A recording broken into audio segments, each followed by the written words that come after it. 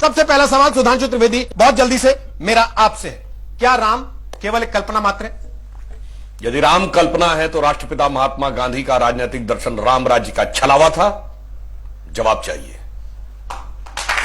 महात्मा गांधी की समाधि पर लिखा हुआ हे राम झूठ है क्या? दूसरी बात, अब भारत से थोड़ा बाहर आइए।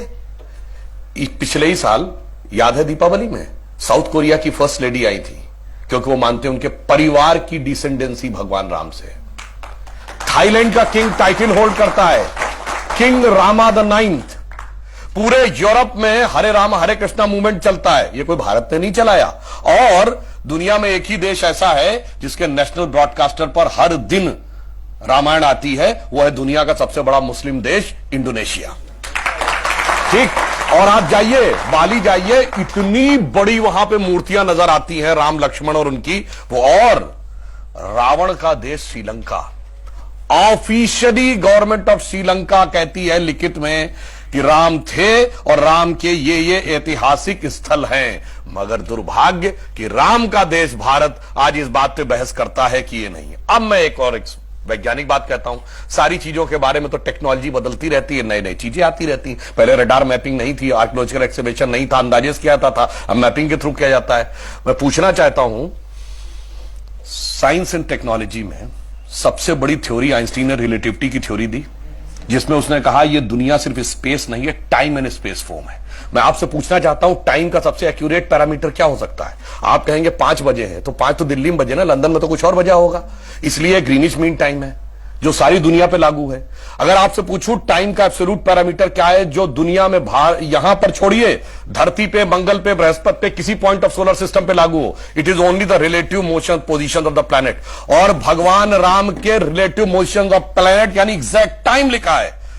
क्या कर्क राशि में गुरु था, कर्क राशि में चंद्रमा था, पुष्य नक्षत्र था, मकर राशि में मंगल था, और जब नासा ने प्लैनेटोरियम सॉफ्टवेयर में डाला तो डेट तक निकल आई कि 7000 कितने सौ बीसी से पहले यह हुआ था। अब इसके बाद भी अगर इनको कोई सबूत चाहिए तो मैं तुम्हें एक बात कहना चाहता हूं, दुनिया में 4-5 बड़े रिलीजन हैं, अगर रिलीजन माने हिंदुस्तान को तो क्रिश्चियनिटी, इस्लाम, ज्यूस, हिंदू और बुद्धिस्ट। बताइए कोई और ऐसा धर्म है जिसके भगवान के बारे में कहा जाता हो सबूत लाओ ये हुए थे कि नहीं हुए थे, या इनसे पूछो। और भगवान राम की पहले की भी वंशावली अवेलेबल है और बाद की भी। बाकी दुनिया में जितने भी लोग हुए, बाद की कुछ की अवेलेबल है, कुछ की तो पहले और बाद की भी नहीं अवेलेबल है, पहले किसी की नहीं अवेलेबल है। मगर राजा इक्ष्वाकु से लेकर उसके बाद उनके पुत्र इतने साल राज किया, भगवान राम के बाद इतने पूरा डिटेल सब कुछ झुटलाने का प्रयास केवल इसलिए होता है कि हम पे हुकूमत करने वाले जो लोग थे ना अंग्रेज, उनको तो कहते हैं, अब मैं किसी धर्मग्रंथ के खिलाफ नहीं, कहते हैं 14,000 साल पहले दुनिया बनी थी। अब कैसे मान लें कि उससे ज्यादा पुराना हमारा है? इसलिए सारी की सारी समस्या है। जिनका कि कैलेंडर 2000 साल पहले शुरू होता है या किसी का 1400 साल पहले शुरू होता है, कैसे मान ले हजारों साल पहले का था? समस्या यह है और कुछ नहीं है। देखिए, मैं ये कहना चाहता हूं कि जब एकदम सबूत की और टेक्निकल बात होती है तो ये जैसे उन्होंने कोर्ट केस की बात की, आपको पता है मुस्लिम पक्ष इसमें कब आया है? जब भी कोई जमीन का विवाद होता है तो उसकी एक लिमिट होती है 12 साल। अगर 12 साल तक आप नहीं कोई कोर्ट में मुकदमा दायर करते हैं तो वो आउटडेटेड मान लिया जाता है। 1949 दिसंबर में मूर्तियां प्रकट हुई और जब पूजा शुरू हुई, ये जानते केस कब आया? दिसंबर 1961, जब 11 दिन रह गए थे वो 12 साल की मियाद खत्म होने में। इसका मतलब पहले 11 साल तक कोई समस्या नहीं थी, 12 साल तक अचानक वो 61 में पैदा हो गई। इससे साफ समझ में आता है कि। और दूसरा मैं एक यथार्थ बताना चाहता हूं, जब मुकदमा कोर्ट में चला है ना, तो कोर्ट ने यह परमिशन किया था कि दोनों पक्ष अपने अपने तरफ के इतिहासकारों को ला सकते हैं। जो बाबरी मस्जिद एक्शन कमेटी या सुन्नी वक्फ बोर्ड की तरफ से इतिहासकार गए सब वही जेएनयू ब्रांड थे, R S Sharma, D N Jha और वगैरह वगैरह। मगर उन्होंने एक बड़ी मजेदार बात कही। कोर्ट ने पूछा कि आप में से आर्कियोलॉजिस्ट कौन है, क्योंकि आप बोलते ना जो खुदाई होती है उसका विशेषज्ञ। पांचों ने स्पष्ट किया कि आर्कियोलॉजी वो नहीं जानते। दूसरा प्रश्न पूछा गया, दूसरा प्रश्न यह था कि सारे डॉक्यूमेंट 2 ही भाषाओं में लिखे, संस्कृत और फारसी। दोनों ने बाकायदा लिख के दिया, ना वो संस्कृत जानते हैं ना वो फारसी जानते हैं, यानी ना खुदाई जानते हैं ना पढ़ाई जानते हैं, और उसके बावजूद सारी खुदाई जानते हैं। अब हमारी तरफ से जो थे, मैं ईमानदारी से बता रहा हूं, मैं व्यक्तिगत रूप से उन लोगों को जानता हूं। डॉक्टर हर्ष नारायण फारसी भी जानते थे और संस्कृत भी जानते थे। देवेंद्र स्वरूप अग्रवाल, ग्रोवर साहब, एसपी गुप्ता, ये लोग आर्कियोलॉजिस्ट भी थे। तो हमारी तरफ से अकाट्य प्रमाण, लिंग्विस्टिक भी रखे गए, यानी लिटरेरी एविडेंस और आर्कियोलॉजिकल एविडेंस।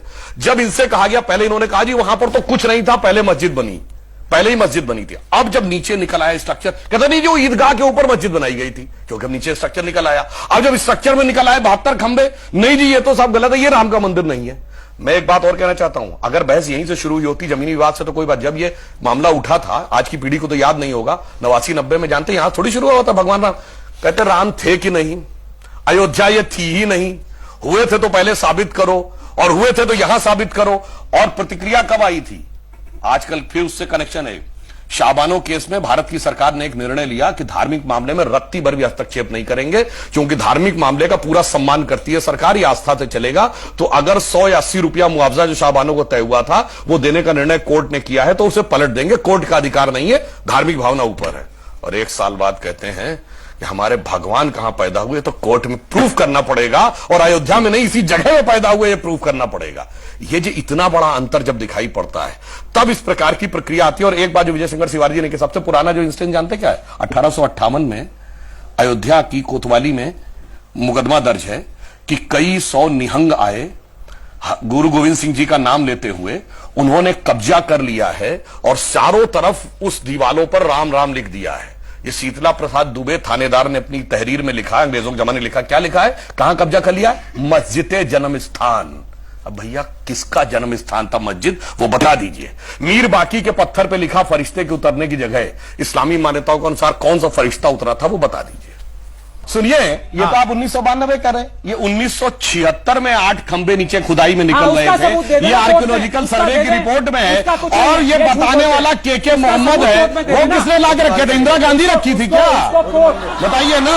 अब मैं एक और बात पूछता हूँ, सुनिए अच्छा सवाल, रोहित जी एक बात मैं जरूर कहना चाहूंगा। ये जो दलित दुकानदारी की बात कही गई है, दुकानदारी क्या होती है वो बताता हूं। दलितों के जितने बड़े नेता पिछले 100 साल में हुए, पेरियार जिनका नाम था ईवी रामास्वामी नायकर, उसके बाद डॉक्टर अंबेडकर जिन्होंने जो साइन किए भीमराव रामजी अंबेडकर, उसके बाद बाबू जगजीवन राम, उसके बाद काशी राम, और उसके बाद क्षेत्रीय नेताओं में रामविलास पासवान और रोहित राज जिनका नाम है रामराज। अरे राम को जितना आत्मसात दलितों ने किया उतना तो मैं ईमानदारी से कहता हूं ऊंची जातियों ने नहीं किया।